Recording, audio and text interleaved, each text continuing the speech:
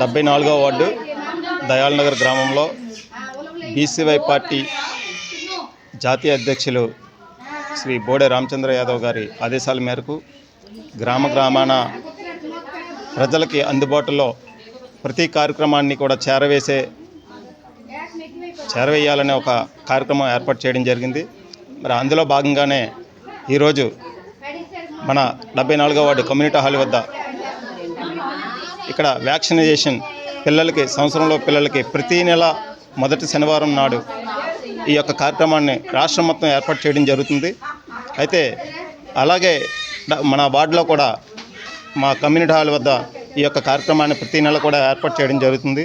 ఈ యొక్క కార్యక్రమంలో మన పార్టీ రాష్ట్ర కన్వీనర్ అయినటువంటి మన పిఎస్సి సభ్యులు నమ్మి అప్పలరాజు గారు, అలాగే మహిళా కో కన్వీనర్ అనుపమ యాదవ్, అలాగే రాష్ట్ర ఎగ్జిక్యూటివ్ మెంబర్ మన అల్లు రమణారావు గారు, అలాగే గ్రామ పెద్దలు గ్రామ ప్రెసిడెంట్ అయినటువంటి డాక్టర్ రాజారావు గారు, అలాగే వైస్ ప్రెసిడెంట్ అయినటువంటి ఉపాధ్యక్షులు మన సి రమణ గారు, అలాగే మా పార్టీ నాయకులు అప్పలనాయుడు గారు, అలాగే 50 మంది కూడా ఇక్కడ పాల్గొనడం జరిగింది. ఇలాంటి కార్యక్రమాలు చేయడం వల్ల ప్రజలకి ఒక మంచి జరుగుతుందనే ఒక ఉద్దేశంతో ప్రజల్లోకి వెళ్ళాలని, అలాగే ఈ యొక్క అవకాశాన్ని ప్రజలందరూ కూడా సద్వినియోగం చేసుకోవాలని కోరుకుంటూ సెలవు తీసుకుంటున్నాం.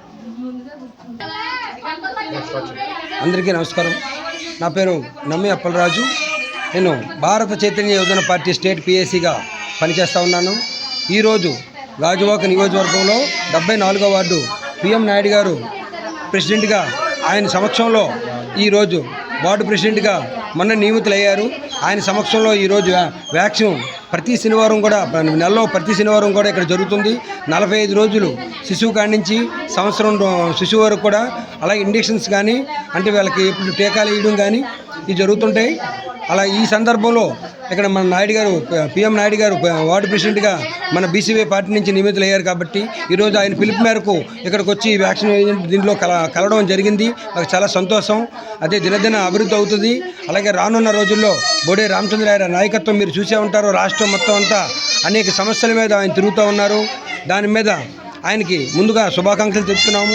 ఎందుకంటే అలాంటి నిజాయితీపర వ్యక్తులు నాకు 57 సంవత్సరాలు ఈ చరిత్రలో ఎప్పుడు ఎక్కడా చూడలేదు. అలాంటి నాయకుడు బీసీ నాయకుడు అయినటువంటి ఎస్సీ ఎస్టీ కూడా మేము చేస్తున్నామని రానున్న రోజుల్లో 2029లో మేము ఖచ్చితంగా ఆంధ్రాలోని మేము జెండా ఎగరేయాలని, బీసీవై పార్టీ జెండా ఎగరేయాలని, మాకు అత్యంత మెజార్టీ మొత్తం ఈ జనాభా అందరూ ఇస్తారని. ఎందుకంటే ఈ రాష్ట్రంలో ఒక జిల్లా కాదు, మీ కర్నూలు కానీ, నెల్లూరు కానీ, కడప కానీ, చిత్తూరు కానీ, విజయవాడ కానీ, రాజమండ్రి కానీ, కాకినాడ కానీ అన్ని దిక్కులా కూడా మన పార్టీ కార్యకర్తలు అందరూ అభివృద్ధి చేస్తూ ఉన్నారు. దీని పిలుపు మేరకు పార్టీని గౌరవించి, పార్టీని అభిమానించి అందరూ కూడా ఈ కార్యక్రమాలు పాల్గొంటూ అందరూ సర్వీస్ చేస్తారు. ఎందుకంటే ఒక బీసీ నాయకుడు చరిత్రలో 75 సంవత్సరాలు చరిత్రలో ఒక బీసీ నాయకుడు ఒక ముఖ్యమంత్రి అవ్వాలనేది మా కోరిక. అదే బోడే రామచంద్ర యాదవ్ గారు రానున్న 2029లో అత్యంత మెజార్టీతో గెలవాలని చెప్పేసి అందరూ కృషి చేస్తున్నట్టు మీ నమ్మి అప్పలరాజు, విశాఖపట్నం. విశాఖపట్నంలో ఎప్పుడు వింటున్నాం ఏంటంటే కొత్తగా ఆర్కే బీచ్లోని బీర్ హబ్ కొంతమంది ఎమ్మెల్యే బీర తాగితే ఆరోగ్యానికి మంచిదని చెప్పారు. సో అది గోవావి ఒక కష్టం అంటే అక్కడ రీతి యువతి ఇక్కడ చేద్దాం అనుకుంటున్నారు. మన విశాఖపట్నం యాక్చువల్గా చాలా ఏంటి చెప్పండి దానికోసం అయితే సాంప్రదాయంగా ఉన్న వ్యక్తులుగా విశాఖపట్నం బీచ్ అనేది చాలా మన దీనిగా ఉంటుంది. ఒక టూరిజం ప్లేస్లా మనం భావిస్తున్నాం. విశాఖపట్నమే కాదు, భీములే కాదు, ఆర్కే బీచే కాదు, అలా కైలాసగిరి కూడా ఇక్కడి నుంచి ఇదంతా టూరిజం ప్లేస్ కింద ఉన్నది. యాక్చువల్గా గోవా పరిధిలో ఇక్కడ చేద్దాం అనుకుంటే అది కరెక్ట్ కాదు.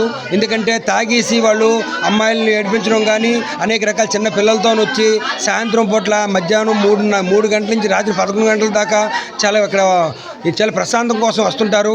మన కల్చరు ఇంతవరకు చేరలేదు కాబట్టి ఆ బీర్ కల్చర్ అనేది ఆ బీర్తో పాటు అక్కడ తాగేసి చాలా పెద్ద గొడవలు అవుతాయని అందరూ కూడా భావిస్తున్నారు. నిజంగా అలా చేయాలనుకుంటే మన బారులు ఉన్నాయి, బెల్ట్ షాపులు అయితే మీకు రాష్ట్రం మొత్తం మీద 1,00,000 షాపులు ఉంటాయి బెల్ట్ షాపులు. అలాంటి దగ్గర బీరులు తాగి ఆరోగ్యం కాపాడుకోమనండి. అంతే తప్ప ఇది కరెక్ట్ కూడా కాదు. ఎందుకంటే ప్రతి ఏరియాలోని ఒక వీధికి ఒక బెల్ట్ షాప్ ఉంది, వీధికే కాదు ఒక్కొక్క వీధికి ఒకటి ఉంది. అలాగే షాపులు ఉన్నాయి, అనేక రకాల బారులు ఉన్నాయి, అంటే కాస్ట్లీ బారులు ఉన్నాయి. అక్కడికి వెళ్ళి వీళ్ళు విశ్రాంతి తీసుకుంటే కొంత సెక్యూరిటీ మహిళలకి ఉంటుంది, గొడవలు కూడా అవ్వు, యాక్సిడెంట్లు కూడా అవ్వు. ఎందుకంటే యాక్సిడెంట్ల వల్ల ఎంతమంది చనిపోతున్నారు రోడ్ల మీద మనం చూస్తూ ఉన్నాను. వీళ్ళు ఆ పక్కనే మందు తాగుతారు, ఆ పక్కనే పోలీసులు వస్తారు, 10,000 నుంచి 12,000 15,000 వేస్తున్నారు. అలాగే ఆటో డ్రైవర్లు కూడా తాగేసి డ్రైవింగ్లు చేయడం కూడా చాలా దారుణంగా మేము బాధపడుతూ ఉన్నాము. ఎందుకంటే దానివల్ల అనేక రకాల యాక్సిడెంట్లు అవుతుంటాయి. మేము తాగొద్దు తిరగొద్దని మేము చెప్పట్లేదు, వాళ్ళ ఇష్టం, వాళ్ళు తాగుతారో లేకపోతే తిరుగుతారో, కానీ ఎవరిని ఇబ్బంది పెట్టే ఆ ఉద్దేశం మాత్రం ఉండకూడదనేది ఇక్కడ ఆ కల్చర్లు మనకు లేదు. కాబట్టి దాన్ని పూర్తిగా మేము ఖండిస్తూ బోడే రామచంద్ర యాదవ్ గారి ఆదేశాల మేరకు రానున్న రోజుల్లో బీచ్ రోడ్లో కూడా మేము పెద్ద కార్యక్రమం చేయబోతున్నామని చెప్తూ మీ సెలవు తీసుకుంటున్నాను. నమ్మి అప్పలరాజు, విశాఖపట్నం.